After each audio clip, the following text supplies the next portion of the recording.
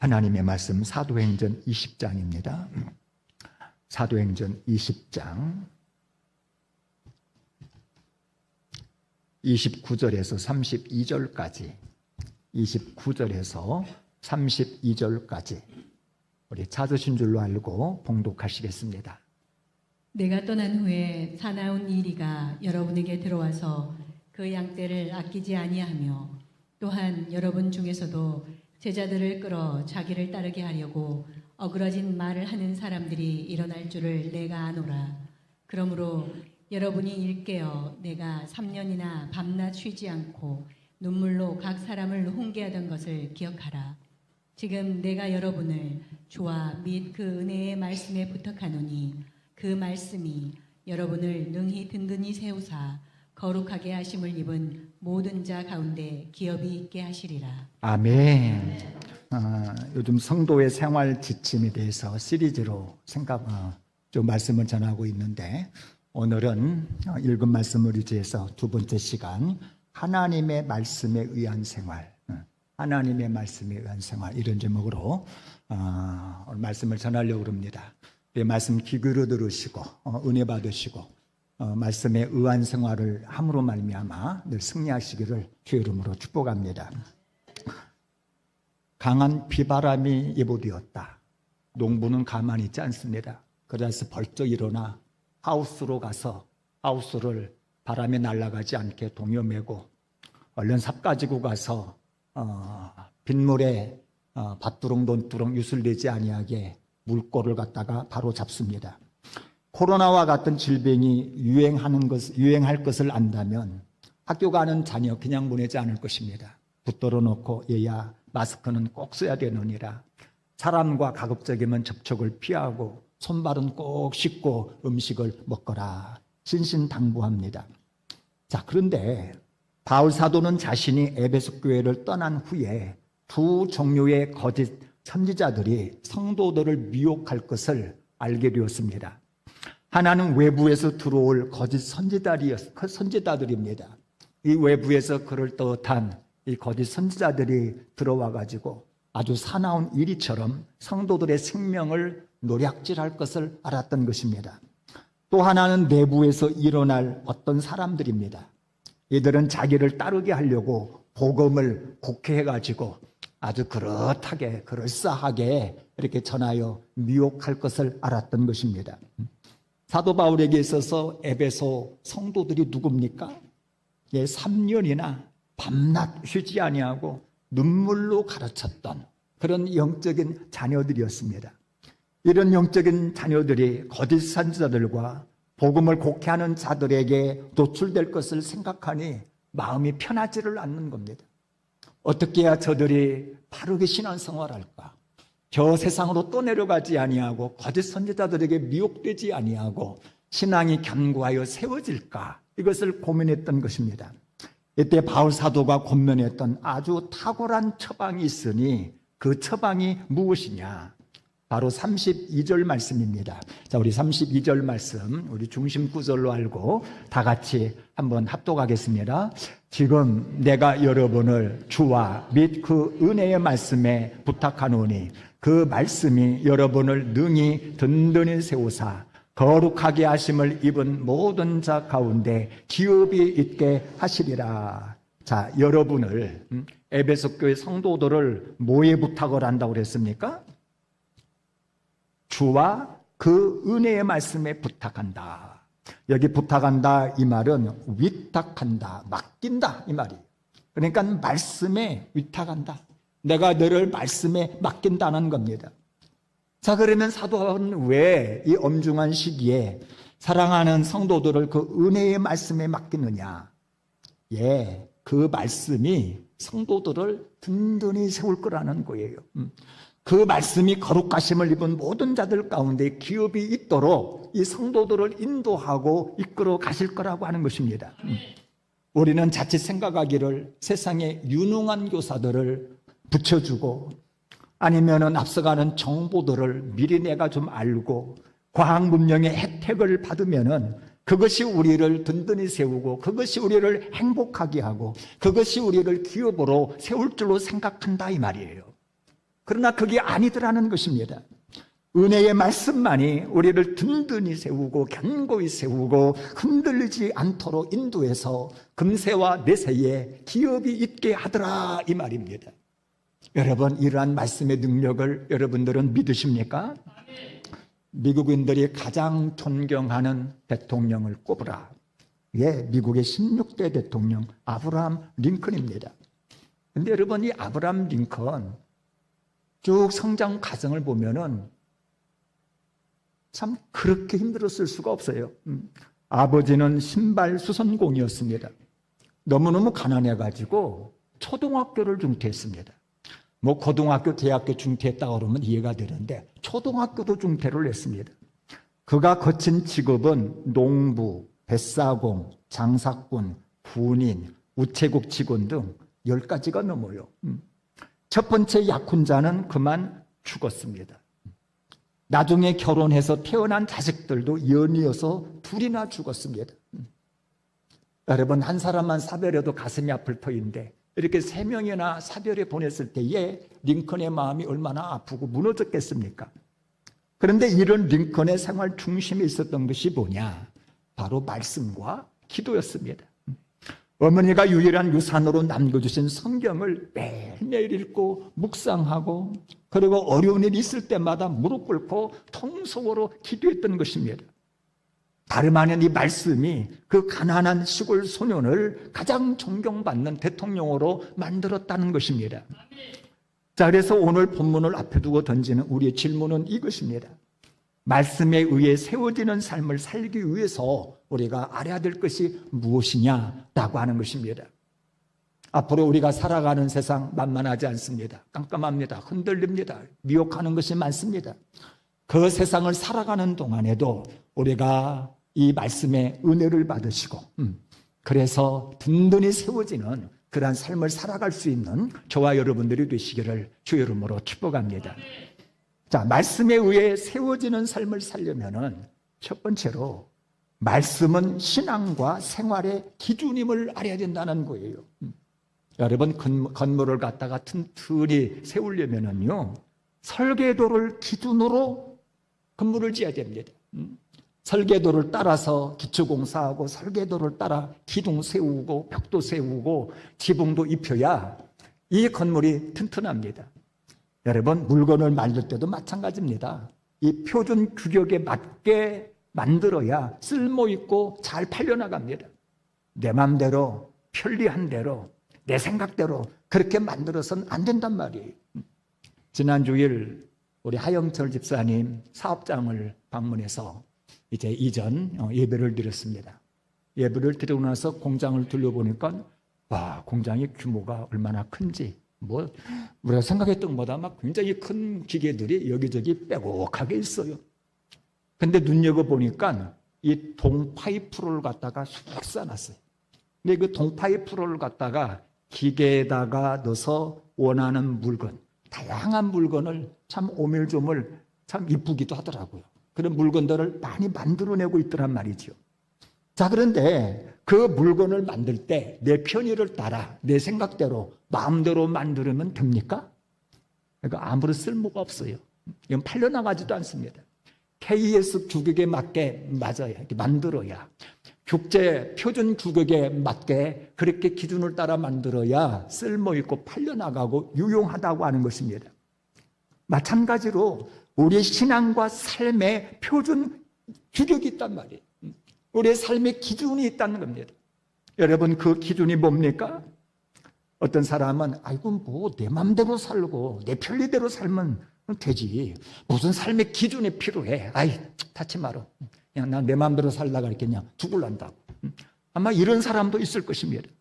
근데 그래서는 안 된다는 거예요. 왜냐? 맘대로 살면은 자칫 잘못하면 죄인 됩니다. 더 나가면 쓸모없는 사람 되어집니다. 마지막 날에는 심판받습니다. 자고로 대한민국 국민이라면은 대한민국 법을 지켜야 됩니다. 피조물이라고 하면은 마땅히 우리를 만드신 하나님의 말씀을 따라 살아가야 된다라고 하는 것입니다. 따라서 우리가 살아갈 때에 먹든지 마시든지 무엇을 하든지 표준 규격에 맞게 살아야 되는데, 그래야 가치 있고 쓸모 있고 원래부터 하나님이 계획하신 참다운 행복을 우리가 누릴 수가 있는데, 그 우리의 신앙과 삶의 기준이 무엇이냐? 여러분, 그 기준이 다름 아닌 성경 말씀인 줄로 믿으시기를 바랍니다. 왜 성경 말씀이 내 신앙과 인생의 기준이 될 수가 있느냐? 말씀은요, 사람의 논리나 사람의 철학으로 써낸 소설책이 절대 아닙니다. 말씀은요, 디모데후서 3장 16절에 보니까 모든 성경은, 저 창세기서부터 계시록까지 모든 성경은 하나님의 감동으로 된 것으로 교훈과 책망과 바르게 함과 의로 교육하기에 유익하다. 다시 말해서 성경은 사람이 쓴 것이 아니라는 것입니다. 하나님께서 사람을 감동해서 하나님이 친히 쓰신 하나님의 말씀인 것입니다. 여러분, 세상 기준은요, 바뀝니다. 세상은 흔들립니다. 지난날이 아주 가치 있어 보이던 것이 오늘 보면은 하찮은 것이 되고, 지난날이 아주 멋져 보였던 것이 지금은 별거 아닌 것이 되어지고, 그러나 여러분, 말씀은 변치 않아요. 영원합니다. 반드시 성취되어집니다. 여러분, 우리가 이렇게 살아가다가 하나님 앞에 섰을 때에 우리를 심판하는 그 심판의 기준이 뭔 줄 아십니까? 지금 우리가 읽고 있는 이 말씀이 장차 우리를 심판하는 기준이 되어서 말씀대로 산 사람 하나님 앞에 상 받을 것이고, 말씀에서 떠난 사람 하나님 앞에 벌 받는다, 이 말이에요. 그래서 말씀만이 우리 신앙과 삶의 유일하고 절대적인 기준이 되어야 된다라고 하는 것입니다. 여러분, 말씀으로 교훈받아서 옳고 바른 길을 우리는 가야만 합니다. 말씀으로 책망받아서 잘못된 길로 가다가도 아이고 이러면 안 되지, 그러고 다시금 바른 길로 돌아와야 되는 거예요. 말씀으로 바르게 함을 받아서 삶을 다시 올바른 길로 세워가고, 말씀으로 의의 교육을 받아서 하나님의 뜻에 합당하게 살도록 훈련해야 된다, 이 말이에요. 이처럼 말씀을 신앙과 삶의 기준으로 알고 살아가면 어떻게 되느냐? 이어지는 17절에 보니까 하나님의 사람으로 온전하게 되어진다. 하나님의 사람으로 성숙하게 되어진다. 그래서 선한 일을 행할 능력을 갖추게 되어진다라고 하는 것입니다. 여러분, 어린아이가 유능한 사람으로 성장하는 거 그냥 저절로 됩니까? 방치해 놓으면 됩니까? 절대 그래서는 안 됩니다. 부모가 교훈하여 올바른 규칙을 가르치고, 책망하여 잘못된 것은 꾸짖고, 다시 올바른 행동을 하도록 바르게 하고, 올바른 습관을 갖도록 의에 교육할 때에 비로소 아이는 건강하고 균형 잡힌 인격적으로 쓸만한 일꾼으로 성장한다는 겁니다. 자, 근데 이 역할을 제대로 할 수 있는 유익한 것이 뭐냐? 바로 성경이라 이 말이에요. 왜냐? 하나님의 말씀이기 때문에. 자, 따라서 남은 인생 살아가는 동안에는요, 다른 것 없습니다. 하나님의 말씀을 내 삶에, 내 신앙에 아주 유일한 기준으로 알고 말씀을 따라서 살아갈 수 있는 저와 여러분들이 되시기를 주 이름으로 축복합니다. 우리의 삶이 흔들리지 아니하고 복되게 세워질 줄로 믿습니다. 자, 말씀에 의해 세워지는 삶을 살려면 두 번째로, 말씀은 우리의 길을 인도하는 비침을 알아야 된다는 거예요. 시편 119편 105절, 두 주 전에도 이 말씀을 한번 살폈습니다. 주의 말씀은 내 발의 등이요 내 길의 빛이니이다. 등은요 멀리는 비칠 수 없습니다. 그러나 깜깜한 밤에 등을 딱 들면은 내 발을 어디에다가 내디딜지 내 주변은 환히 밝혀줍니다. 빛은요, 내 주변은 밝힐 수 없습니다. 그러나 등대와 같이 저 멀리에서 반짝반짝 빛나는 그 빛은 내 가는 길의 방향을 제대로 잡아줍니다. 그래서 나그네가 길이 없는 깜깜한 밤을 여행할 때는요, 바로 이 등과 빛은 필수인 것입니다. 근데 여러분, 세상이 얼마나 어둡고 혼란스럽습니까? 때로는 어떻게 가야 될지, 어디로 가야 될지 그야말로 막막할 때가 참 많습니다. 내가 도대체 어떤 직장을 선택해야 되느냐, 도대체 내가 어떤 배우자를 선택해야 되느냐, 막막합니다. 정치가 불안하고 경제가 요동칠 때면은요, 왠지 모르게 내 마음이 굉장히 불안해요. 여기에다가 죄악이 난무하는 환경이라면 더욱더 힘들 것입니다. 근데 여러분, 이때 말씀이 내 인생 여정의 등과 빛이 된다고 하는 거예요. 한 젊은이가 어떤 직장을 가야 될지 너무너무 모르겠는 거예요. 그래서 기도하면서 하나님의 말씀을 쫙쫙 읽어가는데 내 마음속에 쫙 비춰오는 한 줄기 빛이 있더라 이 말이에요. 너희는 먼저 그의 나라와 그의 의를 구하라. 그리하면 이 모든 것을 너희에게 도와주리라. 이 말씀을 의지해서 당장의 연봉보다 하나님의 뜻을 따라서 그렇게 직장을 갖다가 선택했더니 모든 것을 더하여 주시는 하나님의 은혜가 나날이 더하더라는 것입니다. 언제부턴지 집안 분위기가 좀 칙칙하고 삭막하고 그러니까 집에 들어가기가 자꾸 싫어져요. 근데 말씀을 쭉쭉 읽어가다 보니 온유한 대답은 분노를 쉬게 하느니라. 이 말씀이 마음속에 등불처럼 쫙 와닿는 거예요. 그래서 이 말씀을 의지해서 가족을 대할 때에 사랑과 존중으로 되었더니 가정 분위기가 따뜻하게 바뀌더라는 것입니다. 사업을 하다 보면은요, 정직하기가 사실 힘들 때가 있잖아요. 그러다 보면은 살짝 거짓말을 하곤 했는데, 말씀을 쭉 읽어가다 보니 거짓 입술은 여호와께서 미움을 받아도 진실하게 행하는 자는 그의 기뻐하심을 받느니라. 이 말씀이 마음속에 확 와닿는 거예요. 그래서 이 말씀을 등불 삼아 조금 손해를 보더라도 진실하자, 정직하자, 그렇게 사업을 했더니 오히려 고객들이 인정을 해주고 사업이 잘 되더라는 것입니다. 여러분, 그렇습니다. 우리가 깜깜한 인생, 거친 인생을 살아갈 때에 오직 말씀만이 내 발의 등이고 내 인생길의 비침을 알고 말씀을 의지하여 방향을 잡아가시고 말씀을 의지하여 오늘 하루하루를 살아감으로 말미암아 나날이 흥황하고 나날이 세워지는 은혜를 경험하시기를 주 이름으로 축복합니다. 자, 말씀에 의해 세워지는 삶을 살려면은 세 번째로 말씀은 영혼의 양식임을 알아야 된다는 거예요. 영혼의 양식이다. 여러분, 양식을 제대로 먹지 않으면 힘 빠집니다. 약해집니다. 병들어서 살 수가 없어요. 그래서 양식을 먹는데 얼마나 신경을 씁니까? 요즘 보면은 아무렇게나 안 먹잖아요. 좋은 음식 골라 먹고 때 맞추어 먹고 적절하게 먹고 바빠도 먹고 힘들어도 먹고 먹기 싫어도 먹고 입맛이 영 없으면은요 막 약을 먹듯이 먹어요. 근데 정말 먹을 수 없을 때는 어떻게 합니까? 영양 주사라도 맞아서 몸의 기운을 차리도록 한다 이 말이에요. 근데 예수님은 40일 굶어 무척이나 배가 고플 때 뭐라고 말씀하신 줄 아십니까? 예수께서 대답하여 이르시되 기록되었으되 사람이 떡으로만 살 것이 아니요 떡으로만 사는 것이 아니다. 근데 많은 사람들이 배불리 떡만 잘 먹으면 사는 줄로 알아. 근데 그게 아니라 하나님의 입으로부터 나오는 모든 말씀으로 살 것이니라. 그러니까 여러분, 사람은 육체와 영혼으로 되어 있기 때문에 육체는 떡을 먹어야 돼요. 여러분, 음식을 좀 제대로 골라서 균형 잡힌 식사 잘 하시기를 바랍니다. 근데 마찬가지로 우리 영은 반드시 하나님의 말씀을 먹어야 산다는 거예요. 문제는 많은 사람들이 이 사실을 몰라. 안다 할지라도 말씀을 잘 먹지를 않아. 그 결과 어떻게 되어집니까? 보면은 영이 시들어 있어요. 병든 영혼도 많습니다. 아예 죽은 영혼도 많이 있습니다. 그러니 내 영혼에 부어주시는 그 하나님의 참 생명, 참 능력, 참 기쁨을 어찌 맛볼 수가 있느냐 이 말이에요. 여러분, 최신 스마트폰을 구입했다 합시다. 모양 좋고 성능 좋고 기능 다양하고 얼마나 좋습니까?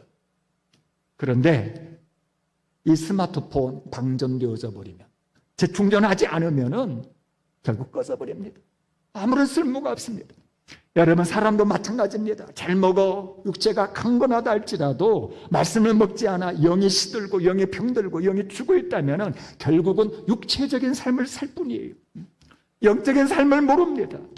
그 영적인 풍요함, 영적인 그 행복감, 영적인 만족함, 우리 주님을 만나는 그 기쁨, 이 놀라운 이 사실을 알지를 못한다 이 말입니다. 따라서 여러분, 우리는 말씀을 먹어야만 합니다. 육체를 위하여 날마다 육신의 양식을 먹듯이 영을 위하여 말씀을 먹어야 돼요. 여러분, 주일날 나와서 이 말씀을 듣는 것 얼마나 소중합니까? 여러분, 주일날 말씀 빼놓지 말고 잘 드시기를 바랍니다. 그런데 주일날 들은 이 말씀 가지고 한 주간을 산다고 하는 것은 이건 불가능합니다. 우리는 말씀을 갖다가 매일매일 먹어야 됩니다. 여러분, 하루에 한두 장이라도 읽으시기를 바랍니다. 정말 시간이 없으면 한 챕터라도 읽으시기 바랍니다. 이게 안 된다면은요, 암송구절 하나라도, 말씀 다이어리 있잖아요. 이런 거 갖다가 문 앞에 놓고 들락날락하면서 한 구절이라도 읽고 그 말씀을 묵상하면서 그렇게 하루를 살아가라, 이 말입니다. 여러분, 예수님이 시험을 이길 수 있었던 비밀이 어디 있는 줄 아십니까? 예수님도 말씀이었습니다. 기록되었으되 사탄 마귀야 물러가라. 정확하게 말씀의 능력으로 사탄과 싸워 이겼습니다. 여러분, 양식이 육체를 강건케 하고 살게 하고 일하게 하듯이 말씀은 우리의 영혼을 강건케 합니다. 시험을 이기게 합니다. 모든 유혹을 물리치게 합니다. 모든 싸움에서 승리케 하는 것이 바로 말씀이라고 하는 것입니다. 원하기는 새끼 밥 먹듯이 말씀을 먹음으로 말미암아 영육이 강건해지는 은혜를 체험하시기를 주의 이름으로 축복합니다. 자, 말씀에 의해 세워지는 삶을 살려면 네 번째로 말씀은 하나님의 뜻을 이루는 능력임을 알아야 된다는 거예요. 이사야 55장 10절 11절 보면은요, 이는 비와 눈이 하늘로부터 내려서 그리로 돌아가지 아니하고 땅을 적셔서 소출이 나게 하며 땅이 싹이 나게 하며 파종하는 자에게는 종자를 주며 먹는 자에게는 양식을 줌같이 내 입에서 나가는 말도 이와 같이 헛되이 내게로 돌아오지 아니하고 나의 기뻐하는 뜻을 이루며 내가 보낸 일에 형통함이니라. 여러분, 하늘에서 비가 쭉 내립니다. 그러면 내린 비가 그냥 하늘로 날아가 버립니까? 절대 그렇지 않거든요. 땅을 적셔가지고 땅 속에 심기워진 이름 모를 모든 씨앗에 싹이 나게 하고 꽃이 피게 하고 그래서 다양한 열매를 맺게 하더라, 이 말이죠. 그러면 씨 뿌리는 농부에게는 씨를 주고 그리고 사람들에게 양식을 주고 온갖 동물들에게 열매를 제공하게 되더란 말입니다. 말씀도 마찬가지입니다. 우리가 읽고 듣고 묵상하면은요, 그 말씀이 내 심령을 갖다가 한번 싹 훑어가지고 그냥 사라지는 것이 아닙니다. 때가 되면 하나님의 뜻한 바를 이루고 보낸 일을 성취한다고 하는 것입니다. 사실 우리는 살아가면서도 내 사명이 무엇인지, 내가 왜 이 땅에 왔는지 모르고 살아갈 때가 진짜 많아요. 근데 말씀을 늘 읽고 묵상하고 실천하다 보면은요, 은사를 발견합니다. 내가 이 땅에 와서 해야 될 사명이 뭔지를 알게 되어집니다. 그리고 능력을 받게 되어지고 감당하면서 아름다운 열매를 그때야 맺기 시작한다고 하는 것입니다. 여러분, 에스라 보세요. 바벨론 포로에서 돌아왔습니다. 예루살렘에 돌아와서 무너진 성벽을 갖다가 52일 만에 다 재건을 했습니다. 근데 돌아보니까 백성들의 마음이 너무 컬컬한 거예요. 모든 것이 부족하고 힘든 상황인 것입니다. 근데 이때 에스라가 했던 것이 뭐냐면은 말씀을 읽고 또 읽고 연구하는 일을 했습니다. 그 말씀을 읽고 연구하다가 불현듯 깨달은 것이 있었습니다. 아, 내가 이 백성들에게 말씀을 가르쳐야 되겠구나. 그래서 말씀을 가르치기로 에스라가 작정을 합니다. 그래서 고향으로 돌아온 사람들에게 말씀과 규례를 가르치는데 그 광장에 모인 백성들에게 말씀을 펼쳐서 읽어주고 그 다음에 그 말씀의 의미를 해석해 주었더니 백성들이 다 우는 거예요. 그 말씀을 듣고 은혜를 받고 굳은 심령 녹아내리고 컬컬한 마음의 체험을 받으면서 전부 다 울면서 대부흥의 운동이 일어나기 시작했다는 겁니다.